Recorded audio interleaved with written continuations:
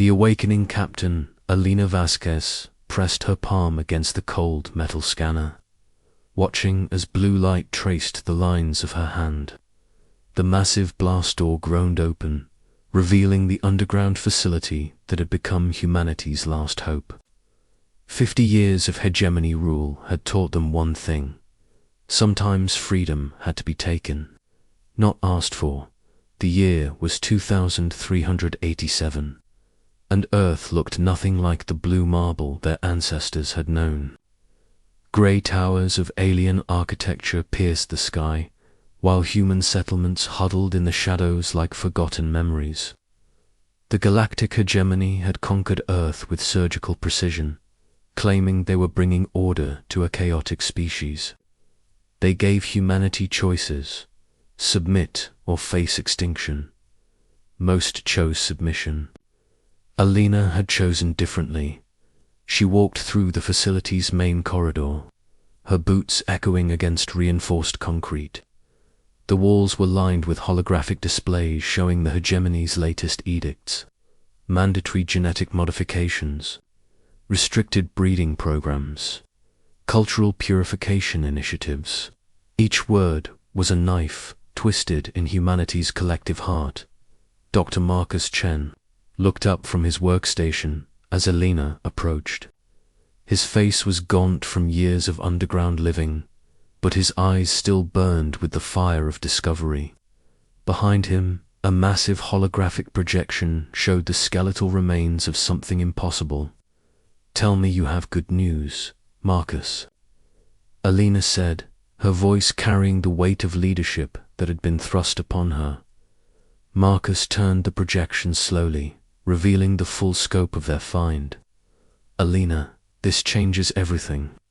What we found beneath the Antarctic ruins isn't just technology.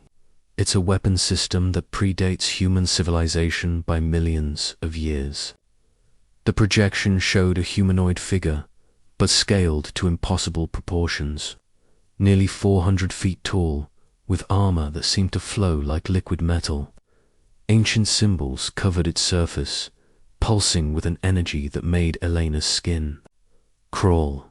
"The predecessors," Marcus continued, his voice barely above a whisper.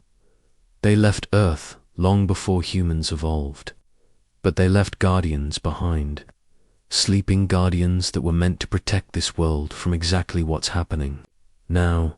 Alina studied the projection, her mind racing. "You're telling me there are giant war machines buried under our planet?" "Not just under Earth," Marcus replied, pulling up star charts. "Our deep space mining operations found similar sites on 17 different worlds. The predecessors spread these weapons across the galaxy, but they're all connected to Earth. This planet is the control nexus." The implications hit Alina like a physical blow. For 50 years, humanity had been treated like children, told they were too primitive to understand galactic politics. The hegemony had painted them as a young species that needed guidance. But beneath their feet lay technology that could reshape the galaxy. Commander Sarah Mitchell entered the control room, her flight suit still damp with sweat from the training simulators. She was one of the few humans who had managed to interface with the predecessor technology, and the experience had changed her. Her eyes held a depth that seemed to see beyond the present moment. "The neural link is stable," Sarah reported. "I can feel them, Alina, all of them. They're not just machines. They're something more, something that recognizes us as the inheritors of this world." Alina nodded, though the implications terrified her. The predecessors had built weapons that could think, that could choose. And somehow they had chosen humanity. The facility's alarm system suddenly blared to life. Red lights bathed the corridors as a mechanized voice announced, "Hegemony patrol detected. All personnel to emergency stations." Through the reinforced windows, Alina could see the sleek forms of hegemony interceptors cutting through the sky above. Their leader, Supreme Chancellor Tease, had been tightening his grip on Earth's population ever since reports of human resistance had reached the hegemony capital. "Marcus, how long until the first Titan is operational?" Alina asked, her voice steady despite the approaching danger. "The awakening process takes 6 hours once initiated. But Alina, we've never tested this at full scale. We don't know what will happen when we're out of time for testing," Alina interrupted. "Initiate the awakening sequence. All of them." Marcus hesitated for a moment, then nodded. His fingers flew across the control interface, entering codes that had been painstakingly deciphered from predecessor ruins. The facility's power systems groaned as massive amounts of energy were redirected to the awakening chambers. Deep beneath the Earth's surface, something stirred. The first Titan had been excavated from a site in the former United States, its massive form carefully transported to the underground facility. Now, as ancient systems came online, the war machine began to remember its purpose. Sarah stepped into the neural interface chamber, her body trembling with anticipation and fear. "If this goes wrong, Alina, tell my family I died fighting for something that mattered." Alina gripped her friend's shoulder. "You're not going to die, Sarah. You're going to wake up something that's been sleeping for millions of years. Something that's been waiting for us." The interface activated with a sound like thunder. Sarah's consciousness expanded beyond her, physical form merging with systems that had been designed by minds far greater than human. She felt the Titan's awareness flood through her, ancient and patient and filled with purpose. Above ground, the hegemony forces landed with their usual arrogance. Chancellor Crix himself had come to oversee the operation, his crystalline form gleaming in the artificial light of the occupation towers. He had ruled 17 star systems with absolute authority, and he would not tolerate human defiance. "Bring me the terrorist leaders," he commanded in his mechanical voice. It is time these primitives learned the cost of rebellion. The hegemony soldiers moved with mechanical precision, their powered armor making them nearly invulnerable to conventional weapons. They had crushed a dozen resistance movements across the galaxy. This would be no different. But as they approached the facility's hidden entrance, the ground beneath their feet began to tremble. At first, it was barely noticeable. Then it became a rumble that shook the very foundations of the world. In the depths of the facility, Sarah's eyes snapped open. They were no longer entirely human. Ancient symbols flickered across her irises as she spoke in a voice that echoed with the power of the Titans. "They are awake," she said, "all of them. They remember what they were made for." The ground erupted. The first Titan rose from the earth like a mountain given life. Its armor was dark as space, covered in symbols that pulsed with inner fire. 400 feet of ancient fury, built by a race that had loved this world enough to leave guardians behind. The hegemony forces scattered like insects before a hurricane. Their weapons, designed to subdue primitive humans, were useless against technology that had been forged in the heart of stars. The Titan's first step vaporized an entire battalion, but it was not alone. Across the planet, 17 more awakening sites activated simultaneously. From the depths of the Pacific Ocean, from the frozen wastes of Antarctica, from the ruins of ancient cities, the Titans rose. Each one was unique, shaped by the dreams and hopes of the predecessors who had built them. Chancellor Crix watched in horror as his occupation force was swept aside like dust. He had conquered civilizations, enslaved entire species, and reshaped the galaxy according to his vision.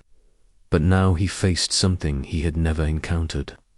a sleeping giant that had finally awakened. The Titans did not roar or posture. They simply began to walk. Each step was measured, purposeful, carrying them toward the hegemony's occupation structures, their weapons charged with energy that made the air itself burn. Alina watched from the facility's observation deck as the nearest Titan approached the alien towers that had dominated Earth's skyline for 50 years. The war machine raised its arm, and a beam of pure energy reduced the structures to their component atoms. "My God," Marcus whispered, "they're not just weapons, they're liberators."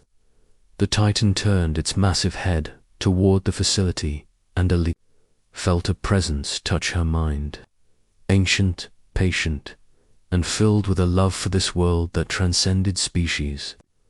The predecessors had not abandoned Earth. They had simply been waiting for the right moment to act. As the first day of the awakening drew to a close, 18 Titans stood guard over a world that was no longer under alien occupation. The hegemony fleet had retreated to the outer system, their commanders struggling to comprehend what they had witnessed, but Alina knew this was only the beginning. The Titans were not just Earth's guardians. They were the keys to something far greater. As reports came in from across the galaxy, she realized that the awakening had not been limited to Earth. On 17 different worlds, similar giants were rising from their ancient slumber. The galaxy was about to learn that humanity was not the primitive species they had believed. They were the inheritors of something far older and more powerful than any empire built on conquest. The Titans had awakened, and they remembered everything. Asterisk. The Reckoning, the emergency session of the Galactic Hegemony Council, convened in chaos. Holographic displays showed the impossible. Massive war machines striding across 17 different worlds, each one broadcasting a single message in the ancient language of the predecessors. The translation was simple and terrifying. The inheritors have awakened. The occupation ends now. Supreme Chancellor Crix stood at the center of the crystal chamber, his form flickering with the stress of maintaining coherence. Around him, the council members of various species argued in voices that ranged from panic to disbelief. "How is this possible?" demanded Councillor Vexina, her insectoid form clicking with agitation. "Our surveys indicated that Earth was a primitive world. There were no signs of advanced technology. The humans hid it from us," Crix replied, his mechanical voice carrying undertones of something rarely heard from the Chancellor: fear. For 50 years, they submitted to our rule while secretly excavating these weapons. They played us for fools. On Earth, Alina stood in the command center that had been hastily established on the surface. The underground facility was no longer necessary. The Titans had made concealment obsolete. Through the massive windows, she could see the nearest guardian standing motionless, its head turned toward the stars as if listening to something beyond human perception. Dr. Marcus Chen worked frantically at the communication arrays, trying to establish contact with the other awakening sites.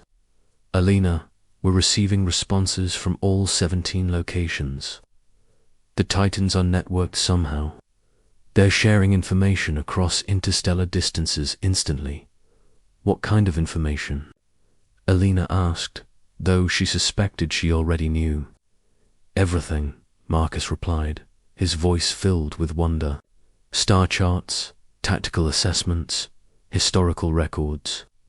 They're preparing for something massive. Commander Sarah Mitchell approached, her movements now carrying an otherworldly grace.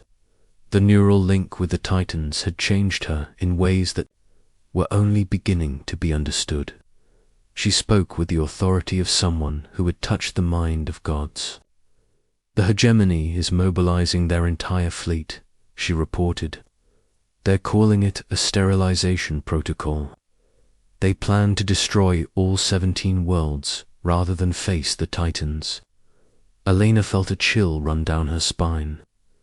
The hegemony had never hesitated to commit genocide when faced with resistance. They had destroyed entire civilizations to maintain their vision of galactic order. "How long do we have?" she asked. 72 hours, Sarah replied. "But the Titans are not waiting.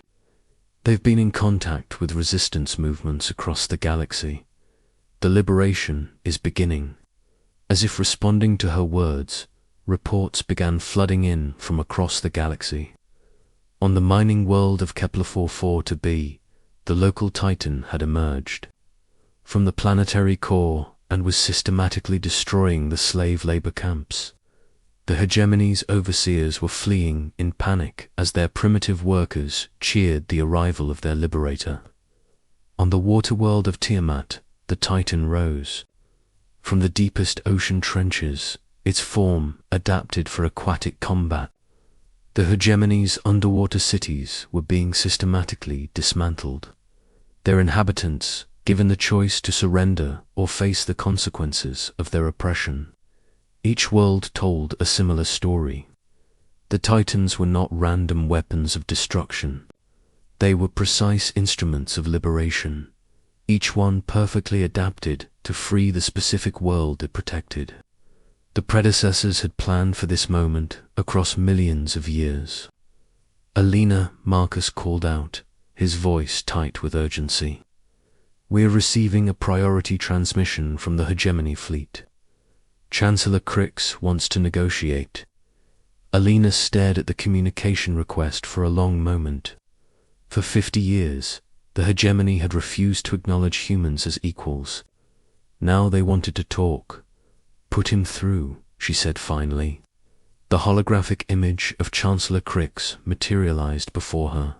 His crystalline form seemed less stable than before, flickering with the strain of maintaining coherence across interstellar distances.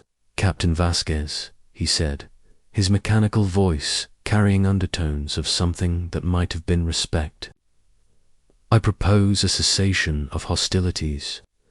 The hegemony is prepared to grant Earth full autonomy in exchange for the deactivation of these weapons." Alina looked at the image of the being who had enslaved her world, who had crushed human culture and dignity beneath the boot of galactic order. "Chancellor, you seem to be operating under a misunderstanding. We are not negotiating for Earth's freedom. We're here to discuss the terms of your surrender." Crix's form flickered more violently. "You cannot be serious. The hegemony controls 300 star systems. We have fleets that could reduce your world to ash. And we have weapons that your technology cannot comprehend." Alina replied calmly. "The predecessors built the Titans to protect not just Earth, but all worlds under threat from empires like yours. Your occupation ends now, Chancellor. The only question is whether it ends with your surrender or your destruction." The transmission cut off abruptly. Alina turned to Sarah, who was monitoring the Titan network through her neural interface. "They're mobilizing everything," Sarah reported. "The entire hegemony fleet is converging on Earth. They're going to try to destroy us before we can liberate the other worlds." Alina nodded grimly. "How many ships?" 12,000 vessels, including their dreadnoughts and planet killers. "They're not holding anything back." Through the windows, Alina could see the nearest Titan beginning to move. Its massive form straightened, weapons systems coming online with a sound like distant thunder. Across the planet, the other Guardians were doing the same. The final battle was about to begin. The hegemony fleet dropped out of hyperspace at the edge of the solar system, their formation blotting out the stars.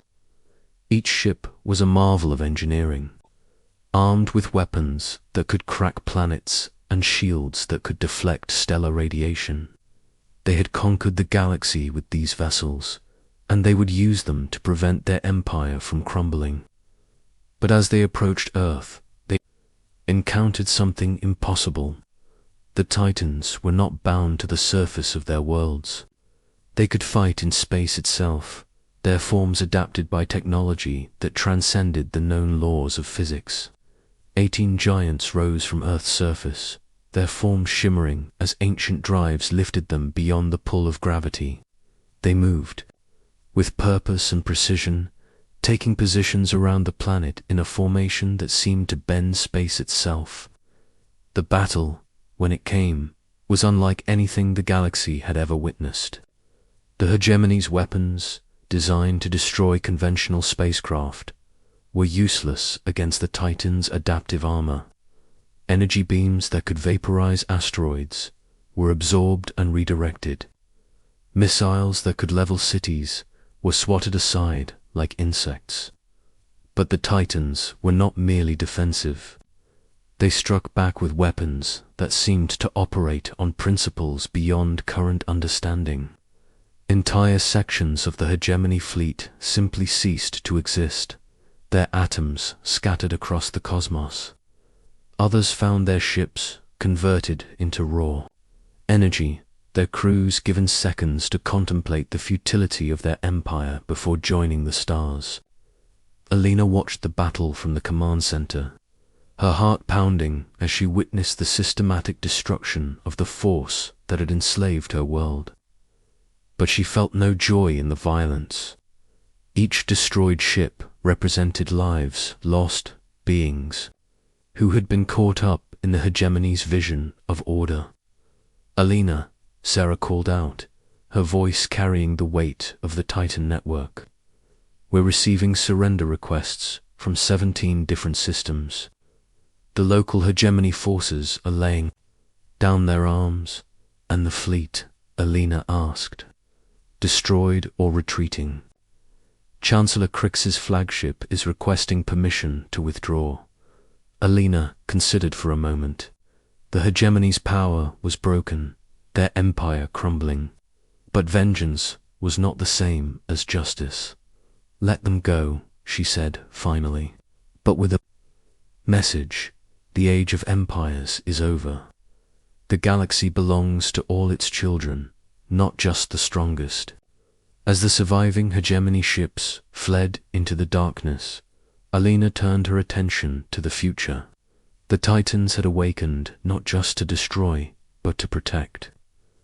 Across the galaxy, freed worlds were already reaching out to each other, forming the foundation of something new. The Free Worlds Alliance was born that day, with humanity as its unlikely founders.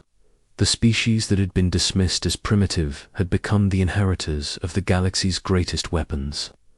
But more than that, they had become the guardians of something precious, the right of all beings to determine their own destiny. Years later, Alina would stand on the observation deck of the Alliance's first interstellar city, watching as beings from hundreds of worlds worked together to build something unprecedented. The Titans stood guard at the system's edge, their ancient forms silhouetted against the stars. The galaxy had learned an important lesson.